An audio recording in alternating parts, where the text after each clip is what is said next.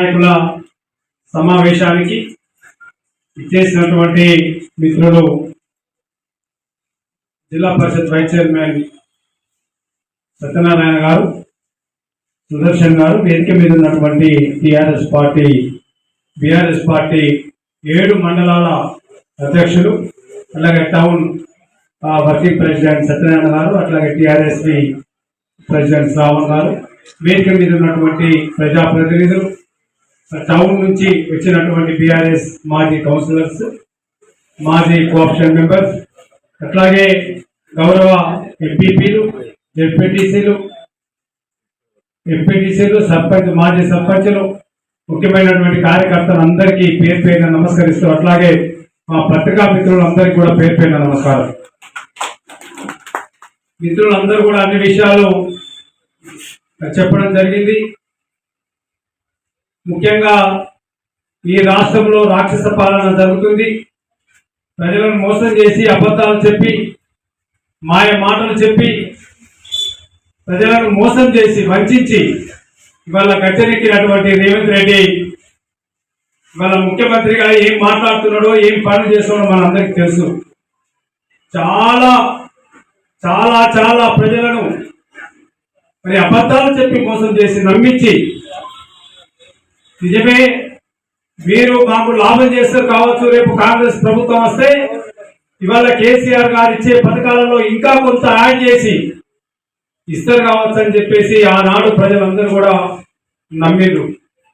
ముఖ్యంగా మహిళలు, ప్రతి ఇంట్లో ఇవాళ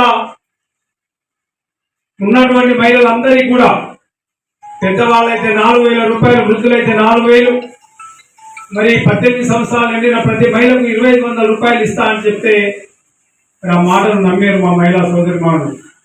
ఎంత బాగా చెప్పిందంటే నమ్మని వాళ్ళు కూడా నమ్మే విధంగా, అనుమానం ఉన్నటువంటి వ్యక్తులు కూడా అనుమానం తీరిపోయేటట్టు నమ్మక పలికిండు ఆనాడు మరి ఆ రేవంత్ రెడ్డి.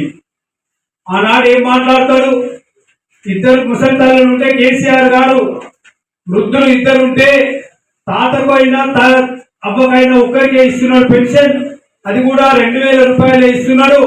మరి కాంగ్రెస్ ప్రభుత్వం వచ్చిన తర్వాత ఇద్దరికి, ఆ ఇంట్లో 2 వృద్ధులు ఉంటే 4,000 ఆ ఇంట్లో ఇస్తా అని చెప్పి మాట చెప్పడం జరిగింది. అత్తకు 4,000, కోడలకు 2,500, ముసల్దానికి 4,000, ముసలమ్మకు 4,000 ఇట్లా ఈ విధంగా మంచిగా నమ్మేలాగా బాగా నమ్మపలికి ఇవాళ ప్రభుత్వాన్ని ఏర్పరచుకున్నటువంటి ముఖ్యమంత్రి రేవంత్ రెడ్డి ఇవాళ ఆయన చెప్పినటువంటి హామీలన్నీ కూడా ఏది కూడా నెరవేర్చకుండా కొన్ని పథకాలు మొదలు పెడుతున్నాం. మీరు చూడండి ఒకసారి, ఏ పథకమైనా పూర్తి కాకుండా, పూర్తిగా ఏ పథకం కూడా పూర్తి ఇవ్వడం లేదు, మొదలుపెట్టి మాత్రమే వదిలిపెడుతున్నాం. మీరు చూడండి, ఇవాళ రైతు బంధు పథకం కావచ్చు, బీమా పథకం అయితే లేదు, అట్లాగే వృద్ధులకు పెన్షన్ కావచ్చు, అన్ని పథకాలు కూడా ఏదైనా మరి మొదలుపెట్టి రైతులకు రుణమాఫీ చేస్తారని చెప్పడం జరిగింది. కానీ ఏమైంది, కొంతమందికే చేసి చేతులు ఎత్తేయడం జరిగింది. అదే రైతు బంధు కూడా 3, 4 ఎకరాలు, 5 ఎకరాల వరకు వేసి చేతులు ఎత్తేయడం జరిగింది. ఇప్పుడు మిత్రుడు చెప్పినట్టు కేసీఆర్ గారేమో ఆయిల్ మూలంగా నాట్లేసినప్పుడు మనకు రైతు బంధు వేస్తే, రేవంత్ రెడ్డి మాత్రం ఓట్లప్పుడు మాత్రమే రైతు బంధు చేసే కార్యక్రమాన్ని పెడుతున్నాడు. అది జరిగింది, ప్రజలందరికీ తెలిసి విషయం. ప్రజలు చర్చించుకుంటున్నారు, మాట్లాడుకుంటున్నారు.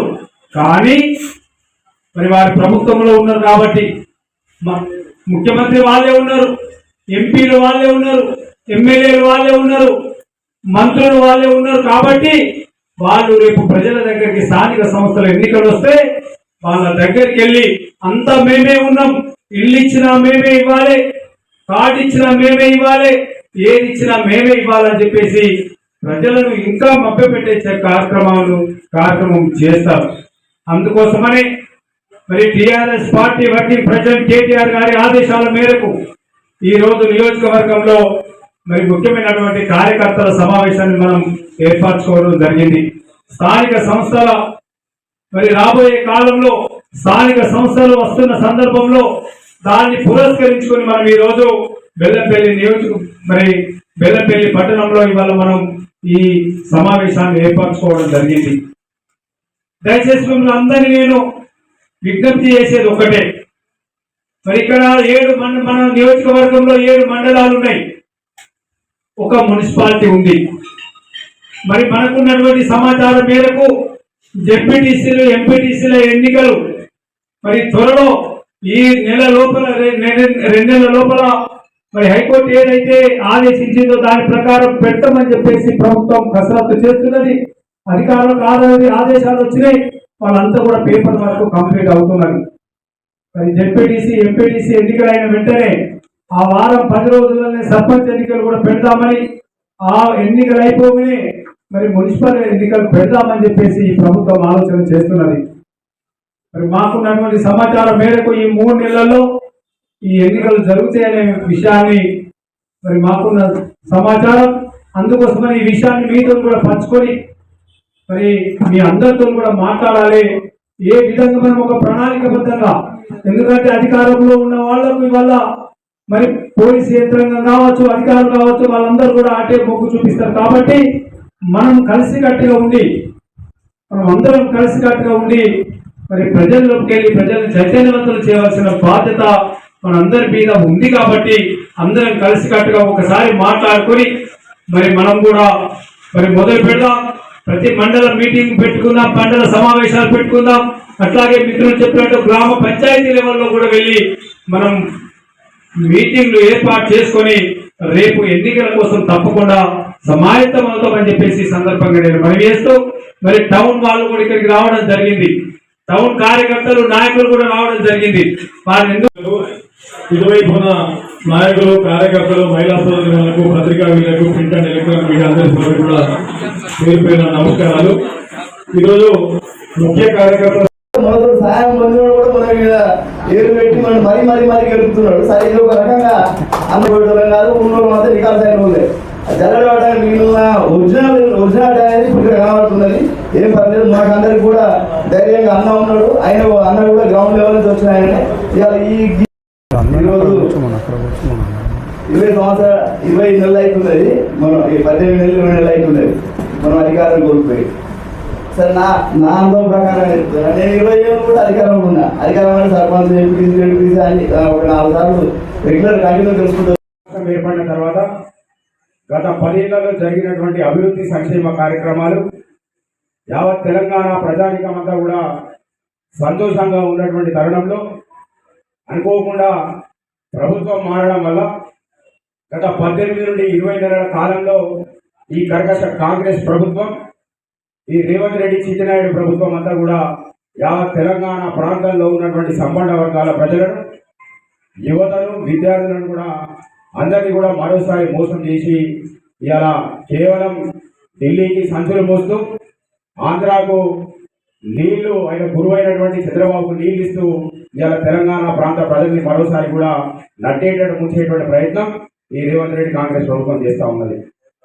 మరి వాటన్నింటిని తట్టుకొని ఈ తెలంగాణ ప్రాంతంలో నెక్స్ట్ రాబోయేటువంటి స్థానిక సంస్థల ఎన్నికలలో కేసీఆర్ గారి నాయకత్వంలో యువ నాయకులు కేటీఆర్ గారి మార్గదర్శకంలో నడుస్తున్నటువంటి మన నియోజకవర్గ మాజీ శాసనసభ్యులు దుర్గం చిన్నయ్య గారి నాయకత్వంలో రేపటి రోజున జరగబోయేటువంటి స్థానిక సంస్థల ఎన్నికలలో టీఆర్ఎస్ పార్టీ బెల్లంపల్లి నియోజకవర్గంలో ఉన్నటువంటి ఒక్కొక్క కార్యకర్త కేసీఆర్ వల్ల కేటీఆర్ లాగా సైనికులుగా పనిచేసి రేపు జరగబోయేటువంటి సర్పంచ్ ఎంపీటీసీ ఎన్నికలలో గులాబీ జెండా ఎగరవేయడానికి మనమంతా కూడా కంకణబద్దులై పనిచేయాలని చెప్పి కూడా ఈ సందర్భంగా మీకు అందరికీ కూడా విజ్ఞప్తి చేస్తా ఉన్నాం. కొన్ని మండలాలలో జూనియర్ కాలేజ్ ఇస్తా అన్నాడు, కొన్ని మండలాలలో రోడ్లు వేపిస్తా అని చెప్పి ఇక్కడ ఉన్నటువంటి తృతీయ శ్రేణి కాంగ్రెస్ పార్టీ నాయకులంతా కూడా తొడగొట్టి మరి మాయమాటని చెప్పి ఇక్కడ ఉన్నటువంటి ఎమ్మెల్యేలను గెలిపించడం జరిగింది.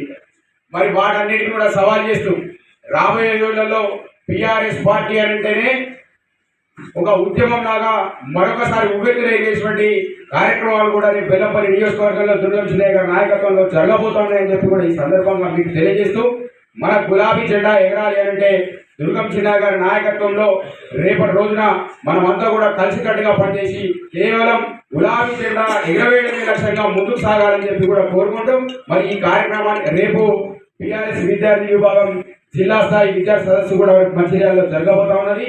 ఆ కార్యక్రమానికి కూడా రాష్ట్ర అధ్యక్షులు గెలి శ్రీనివాస్ యాదవ్ గారు, జిల్లా పార్టీ అధ్యక్షులు సుమన్న గారు, కవి గాయకులు దేశపతి సీరణ గారు, మరి నీటి పారుదలకు సంబంధించినటువంటి అవగాహన ఉన్నటువంటి వ్యక్తులు మరి వి ప్రకాశం కావచ్చు, మరి ఇతర ముఖ్య నాయకులంతా కూడా మంచిర్యాల జిల్లాకు విద్యార్థి సదస్సుకు రాబోతా ఉన్నారు. కాబట్టి బెల్లంపల్లి నియోజకవర్గంలో ఉన్నటువంటి ముఖ్య నాయకులందరూ కూడా మరి యువతను వారి వార్డు నుంచి తరలించాలని చెప్పి కూడా ఈ సందర్భంగా కోరుకుంటూ, మరి ఈ కార్యకర్తలకు సంబంధించినటువంటి అసలు ముఖ్య ఉద్దేశం ఏంటనేది మన గౌరవ శాసనసభ్యులు దుర్గం చెన్నై గారు వివరిస్తారని చెప్పి తెలియజేస్తూ ఈ అవకాశం ఇచ్చిన మీ అందరికీ కూడా ప్రత్యేకంగా ధన్యవాదాలు తెలియజేస్తూ జై తెలంగాణ, కేసీఆర్ గారి నాయకత్వం, కేటీఆర్ గారి నాయకత్వం.